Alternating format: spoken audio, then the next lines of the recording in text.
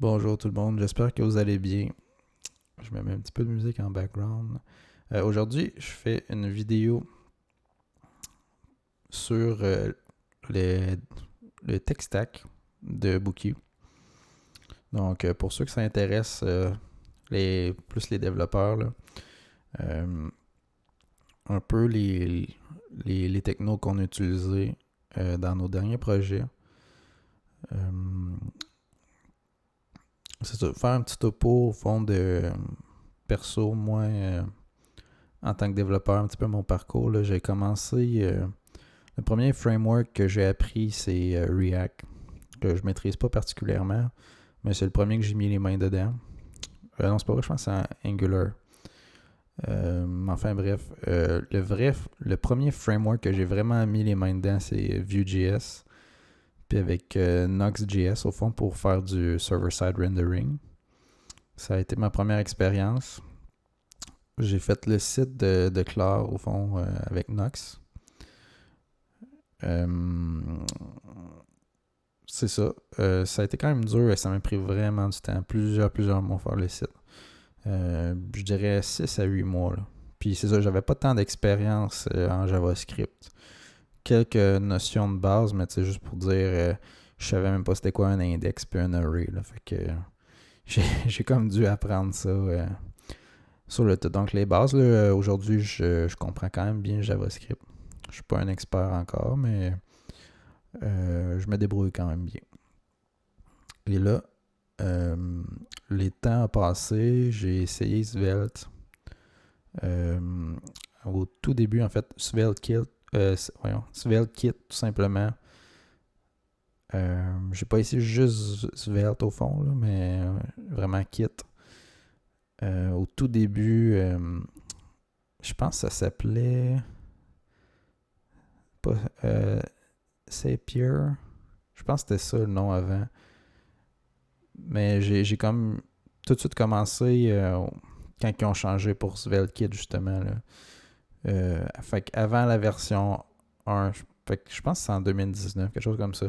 Puis en tout cas, j'ai vraiment aimé le framework. Même avant, en version bêta, là, c'était très solide. Là.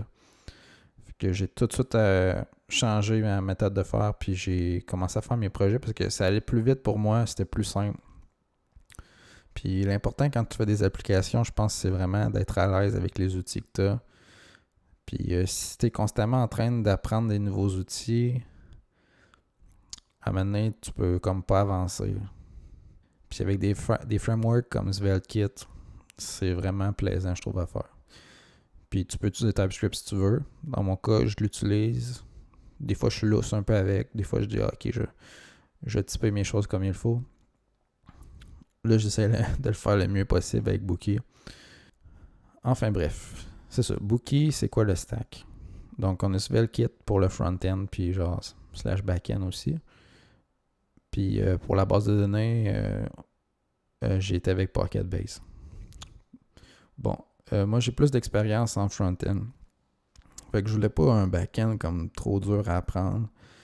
Je voulais pas me lancer avec un Postgres ou MySQL, un affaire de même. Ça me tentait pas d'apprendre comment faire des queries. Tu sais, j'ai des notions de base, mais je suis pas très bon là-dedans. Mais avec Pocket Base, qu'est-ce qui est cool, c'est que t'as ton UI. Fait que t'as comme ta base de données.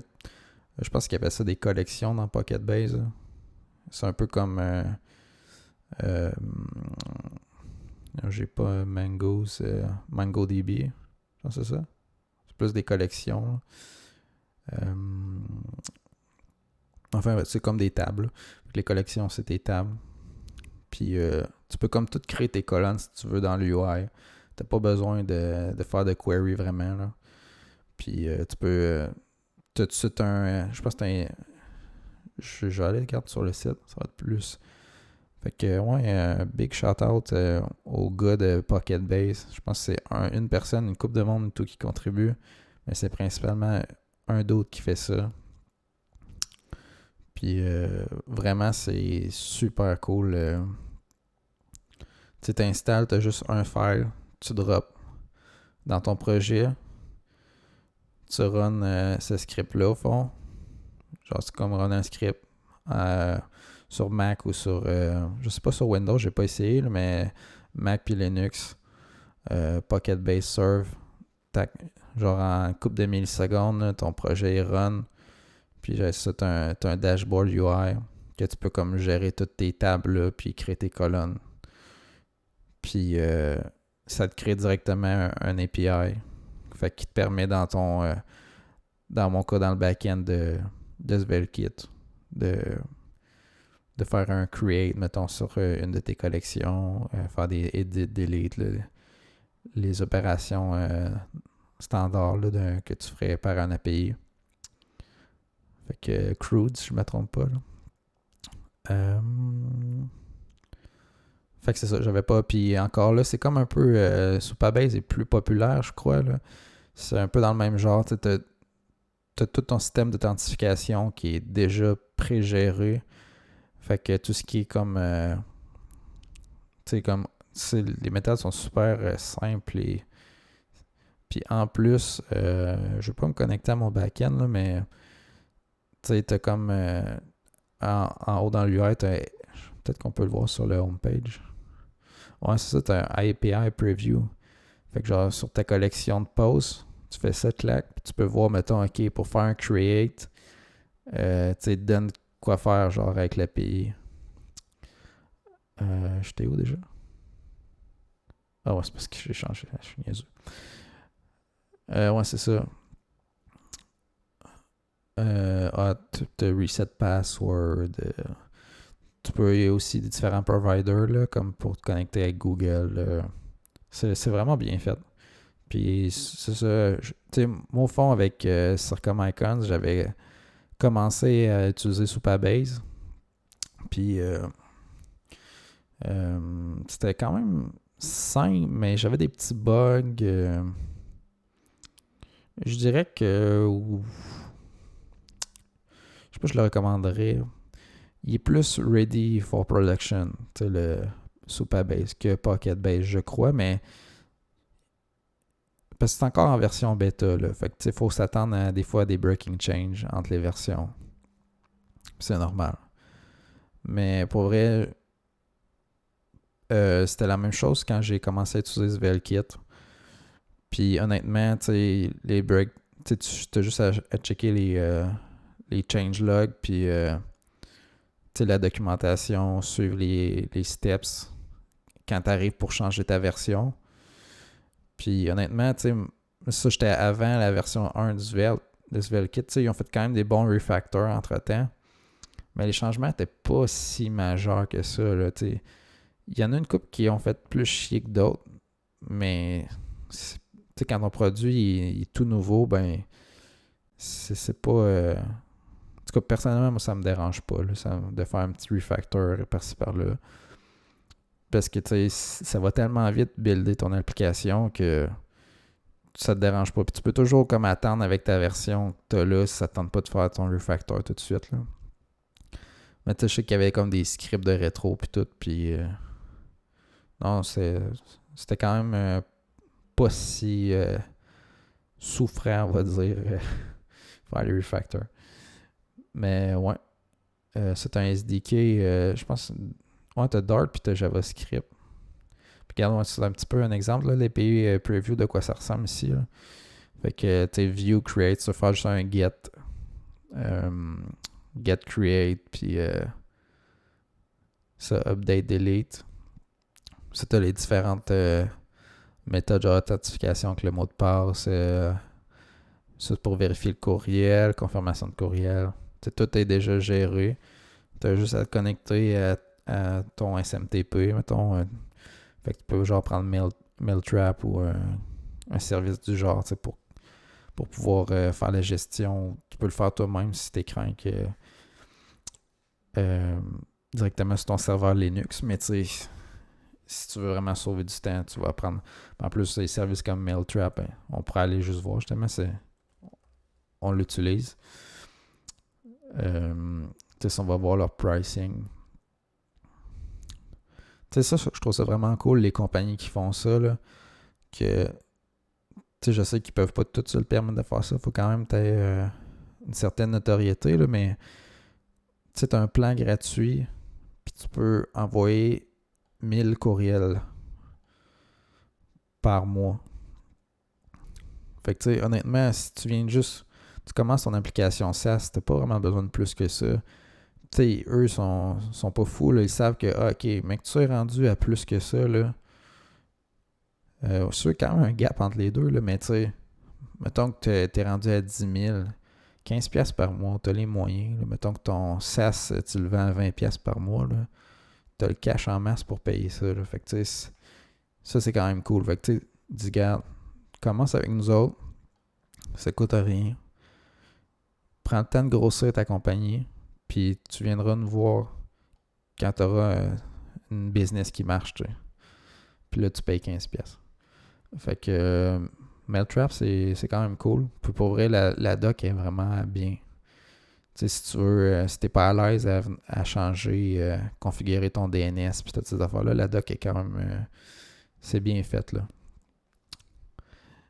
Fait que, ouais, tu peux juste connecter, tu rentres les infos, là, SMTP, dans le UI de Pocket Base.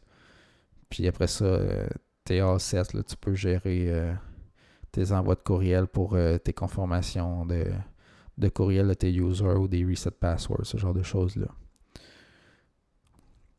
Fait qu'il y a un petit going to production. Dans notre cas, moi j'aime bien utiliser des containers Docker. Je trouve que c'est easy. Là, tu set up ça. Tu fais juste un Docker Compose file. Puis tu mets, regarde, il y a un exemple justement avec Docker. Tu sais, en gros, qu'est-ce que ça fait?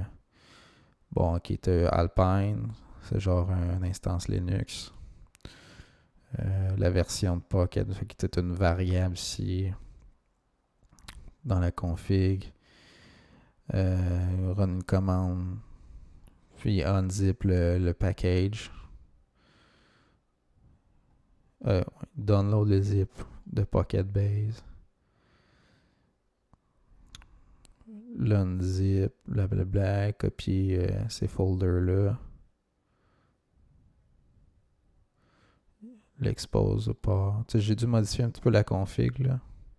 Désolé, je suis pas le best pour vous démontrer ça.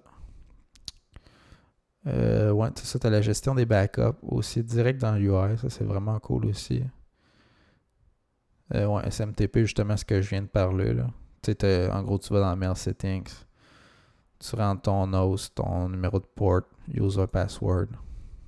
Tu save. Tu peux faire un test même d'envoi de courriel. Puis tu peux changer tes templates là, si tu veux personnaliser ton message, mettons, de vérification.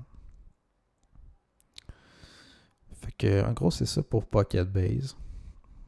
La doc est quand même bonne aussi, là. Puis le API Preview, justement, comme que je parlais plus tôt, là, c'est vraiment... C'est très cool, là. C'est sûr que ça dépend comment tu gères ça dans ton back-end, là, mais ça va être pas mal à ce que tu vas faire en vrai, là. Peut-être des petits ajustements à faire, mais c'est quand même... ça donne une bonne indice, au fond, de comment faire, là. Fait que c'est ça pour le plus le back-end, on dit le côté base de données de Bookie.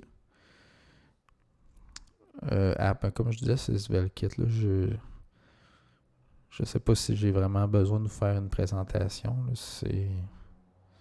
sinon, vous irez voir le repo. Là.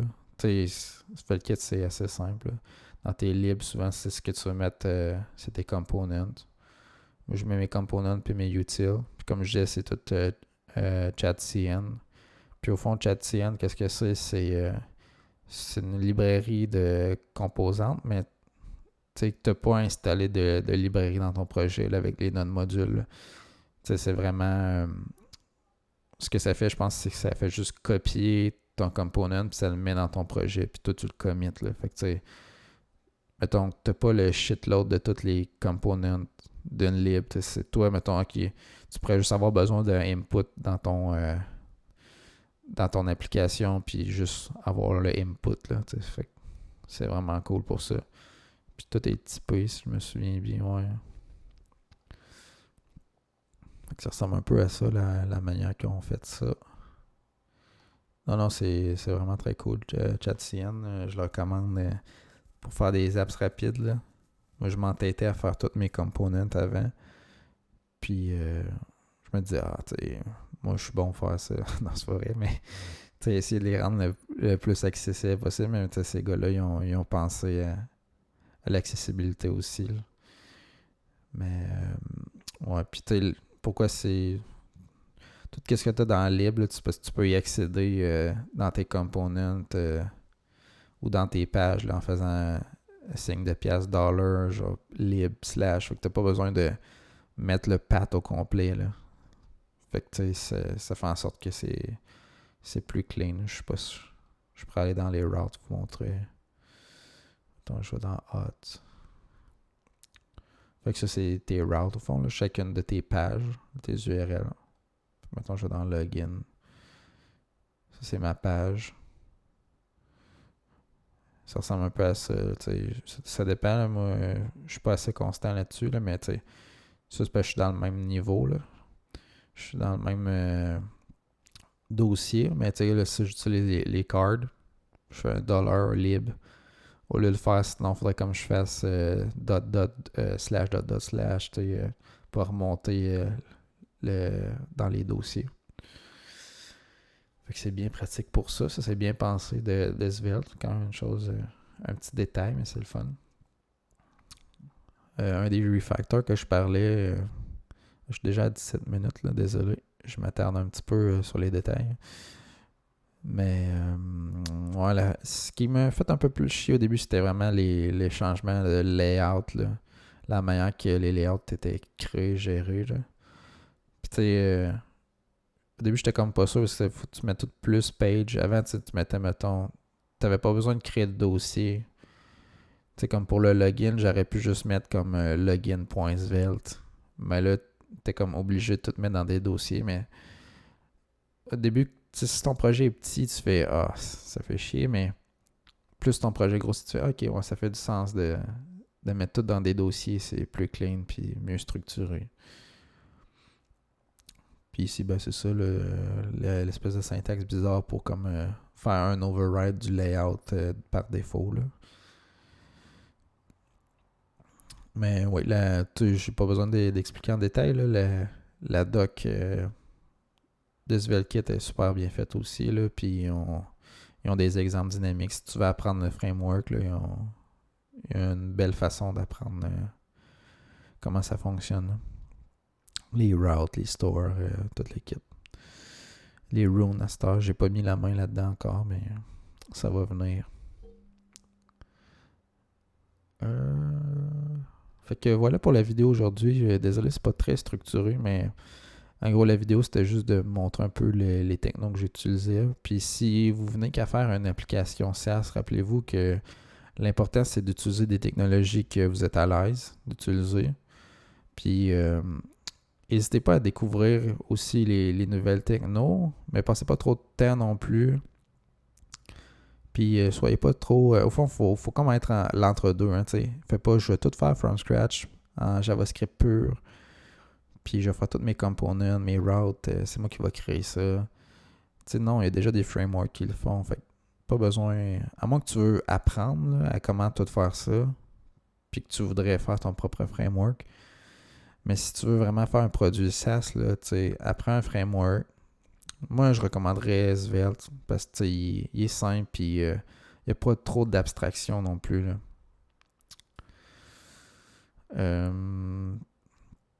Fait que voilà, prenez les outils que vous êtes confortable d'utiliser.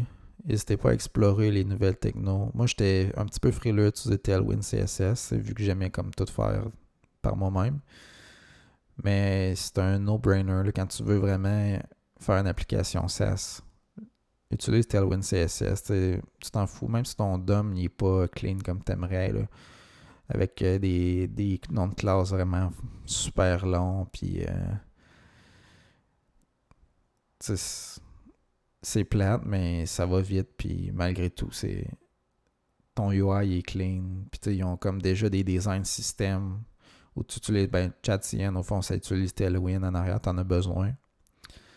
Puis, fait que toi, après ça, tu t'as qu'à tweaker un peu des fois, si ton component, il affiche pas exactement comme tu veux. Parce que t'as juste à rajouter une coupe de classe Tailwind. Puis t'as ce que tu veux, là, t'as pas à gosser. C'est peut-être un peu gossant quand tu veux débugger des affaires en CSS visuellement. Mais honnêtement, t'as pas tant à faire quand tu utilises ça des components. Puis tu sais, tes espacements sont gérés. Puis tout ça. T'as pas à faire ben de CSS, là. Fait que t'aurais pas nécessairement à débugger ça, là. Fait que voilà pour le tech stack.